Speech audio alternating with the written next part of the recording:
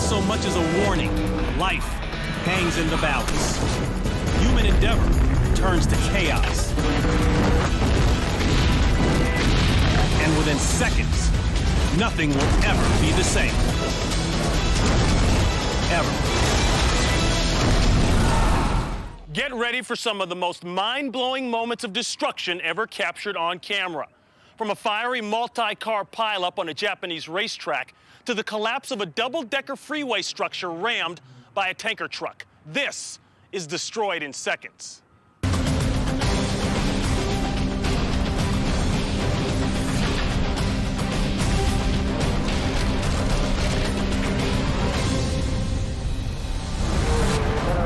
The All-Japan Grand Touring Car Championship at Fuji Speedway.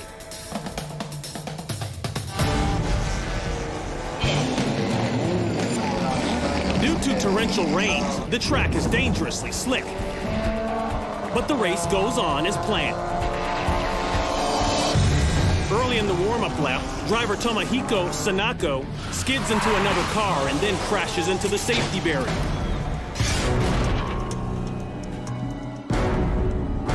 Seconds later, racer Tetsuya Ota loses traction and careens off the track.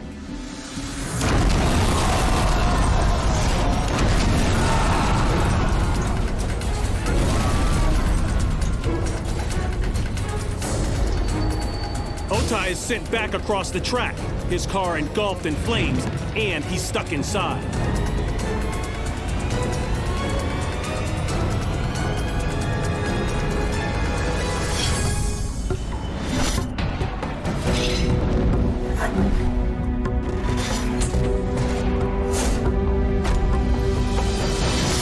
During the warm-up lap, the pace car is going too fast.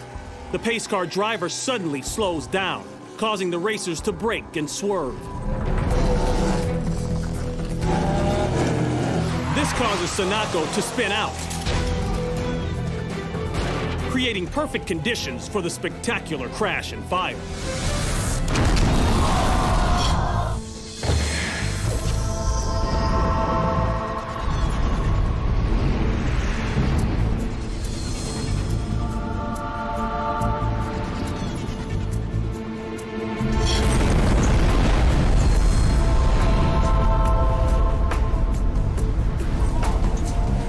Ota bounces off the wall and across the track, narrowly missing another car.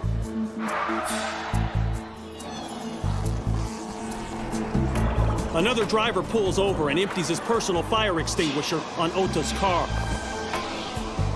After struggling to douse the flames, the driver finally pulls Ota out of the charred wreck.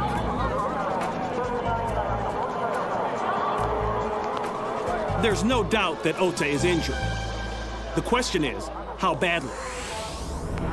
Ota spends a minute and a half exposed to temperatures in excess of 800 degrees.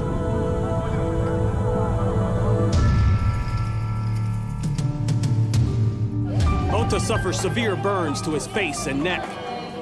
Sanako is taken to a nearby hospital with minor injuries.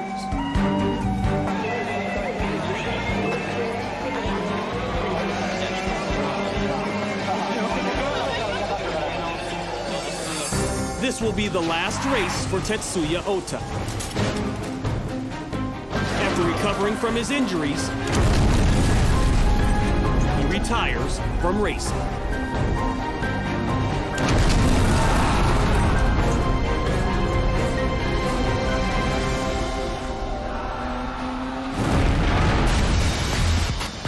Security guards monitoring their surveillance cameras see a flash from the left side of their screen.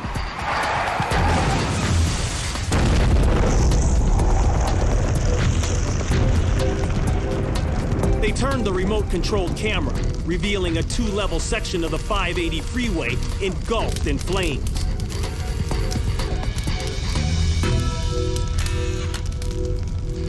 Dude, that's crazy. A fully loaded gasoline tanker truck slammed into a 100-ton concrete pillar. I can see the truck a little bit. The truck and its 8,600-gallon payload erupts into a huge ball of fire. Oh, look at the freeway. Look at the warp. The flames hit 2,750 degrees, hot enough to melt the metal that supports the highway overpass above. See, here it goes. The upper structure's gonna fall a little bit. Well, it's melting. Damn, that is crazy, huh?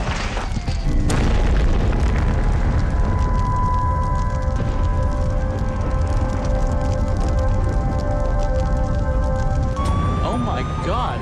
Motorists with camcorders happen upon the scene. The whole freeway just fell down. It's split completely wide open. I don't know. The freeway just collapsed. Yeah. Do you know why? Fire tipped over or something right there. But the fall of this California freeway isn't finished. See the truck? The extreme heat causes a second section of freeway to buckle and then collapse. A shower of molten metal and pavement flows from the freeway like lava from a volcano. The heat is too much for firefighters. They have to wait until most of the fuel burns before they move in. Look at that.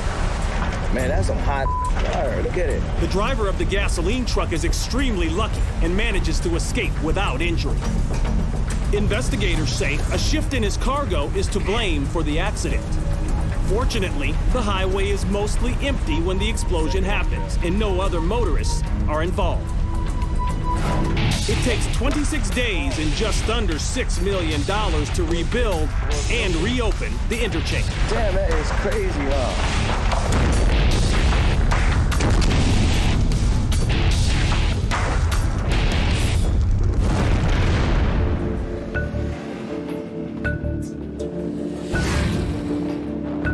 Jürgen Brunner has been riding a motorcycle for 10 years. Today, he's in Sudenfeld, Germany, near the Bavarian Alps. It's a popular spot for motorcyclists, a winding mountain road with plenty of easy curves. Jürgen's friend is shooting footage for a music video. The day is sunny and dry, ideal riding conditions, which is what makes what happens next all the more unexpected.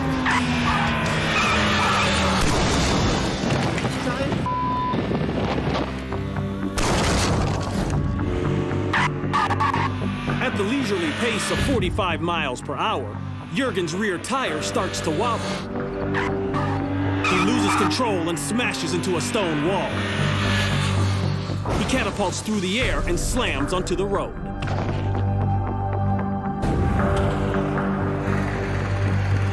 Thanks to Jürgen's safety gear, he only breaks 2 toes and cracks a bone in his wrist. His $11,000 bike is totaled. Although he doesn't feel like it, Jürgen is incredibly fortunate. On the other side of the wall he hit is a 45-foot drop. Jürgen is lucky he wasn't thrown into the ravine.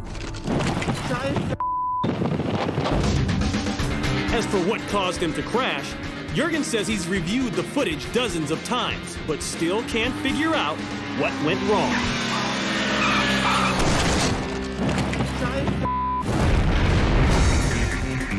This is the pyrotechnics capital of the Philippines. New Year's Eve shoppers purchase fireworks to set off at midnight, a tradition to chase away bad luck. At 10 a.m., word spreads through the marketplace that a blaze has broken out in one of the fireworks shops. Customers and workers flee the area as smoke billows from a vendor's stall. Fearing an explosion, locals scramble to contain the fire. They douse the flames with fire extinguishers, but it's too little, too late. Panic ensues. Frightened shoppers run for cover. Moments later, another explosion sends debris flying. The fire rages out of control. Pyrotechnics shooting off in all directions, igniting adjacent fireworks stands.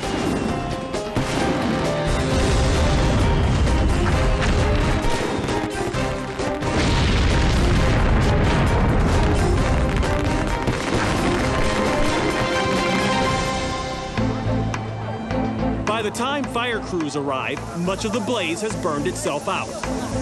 In all, 10 fireworks stalls are gutted. Several area buildings lose windows. An official investigation determines that a lit cigarette was accidentally thrown on a stack of fireworks. This fire marks the 8th pyrotechnics accident of the year for the province. In this instance, 7 people suffer minor injuries.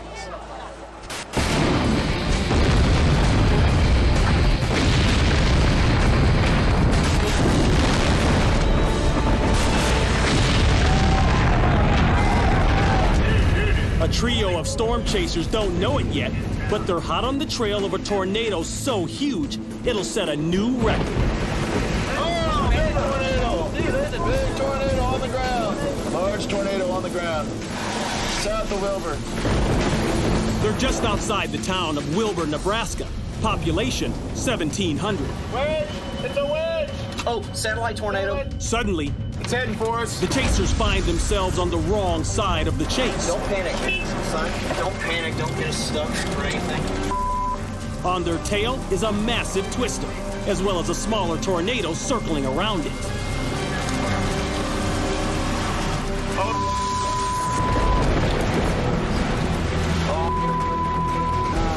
The men try desperately to stay ahead of the twister. Keep on going. Keep on going.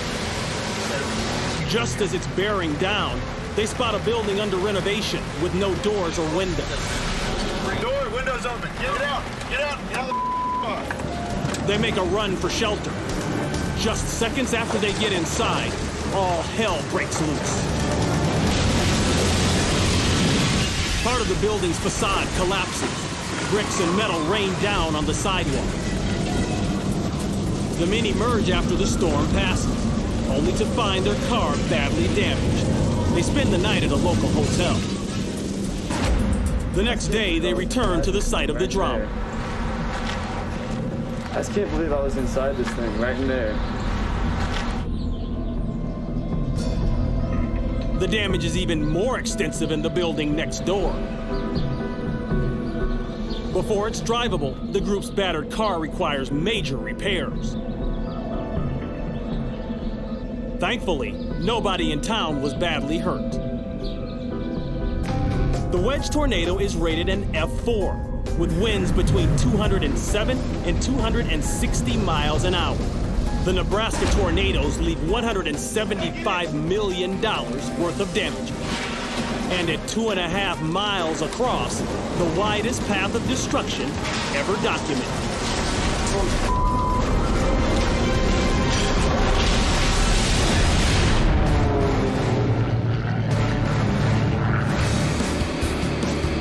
Off the coast of Malta, planes fly above the Mediterranean Sea in the annual Grand Prix race.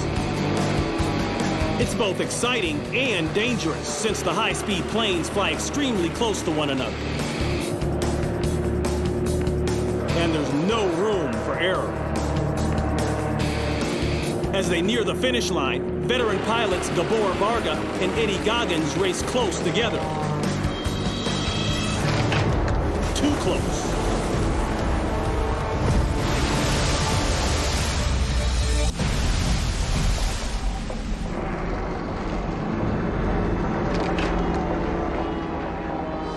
The right wing of Goggins' plane clips the tail of Varga's, sending Varga crashing into the water at nearly 200 miles an hour.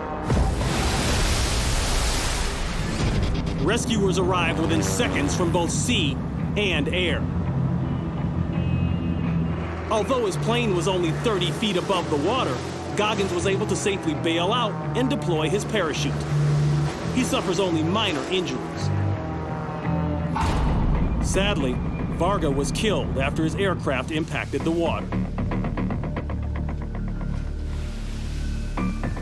After an official investigation, both pilots were cleared of any responsibility in the accident.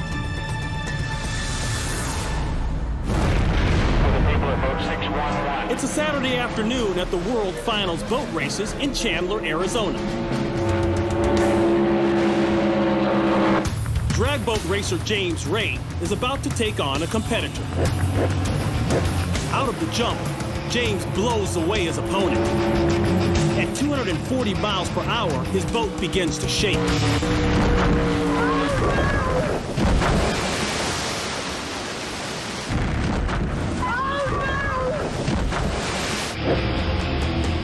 James gets a great jump from the start. 3 seconds into the race, his opponent's engine malfunctions. As James crosses the finish line, his boat starts to wobble. The right front fin catches water and spins it to the right. As the vessel flips through the air, the safety capsule ejects. The $200,000 boat splinters into pieces.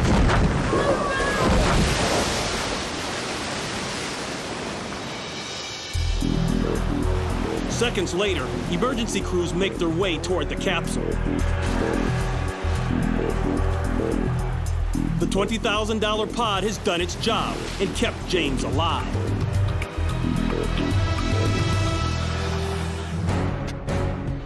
But when the pod's finally back on land, medics discover that James has suffered a back injury. He's carefully removed and rushed to the hospital. This crash fractures James' back, sternum, and several ribs. His injuries may have been less severe had he not broken his back a year earlier. Fortunately, James is expected to make a full recovery.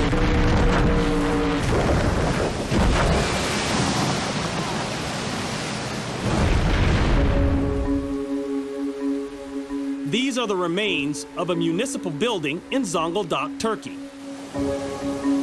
And this is the culprit. Zonguldak is one of Turkey's rainiest provinces. A severe storm begins in the evening and continues well into the next day. Heavy downpour causes rivers to overflow. Drains and sewers are plugged by mud and debris. 70% of the streets are flooded.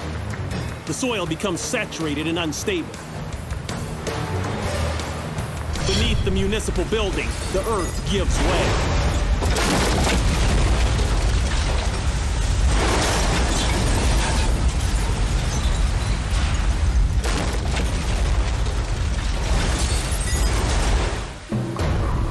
Flash floods overflow the municipal building's draining system.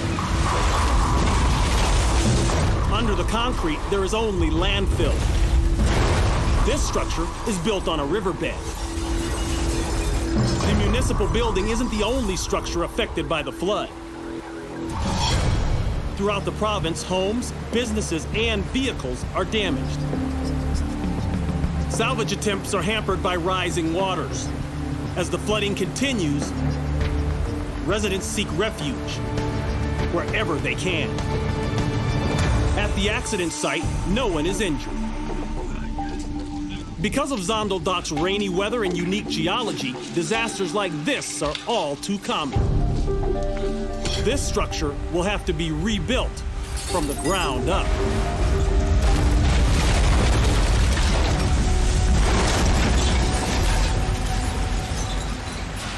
I'm Ron Pitts, and we'll see you next time on Destroyed in Seconds.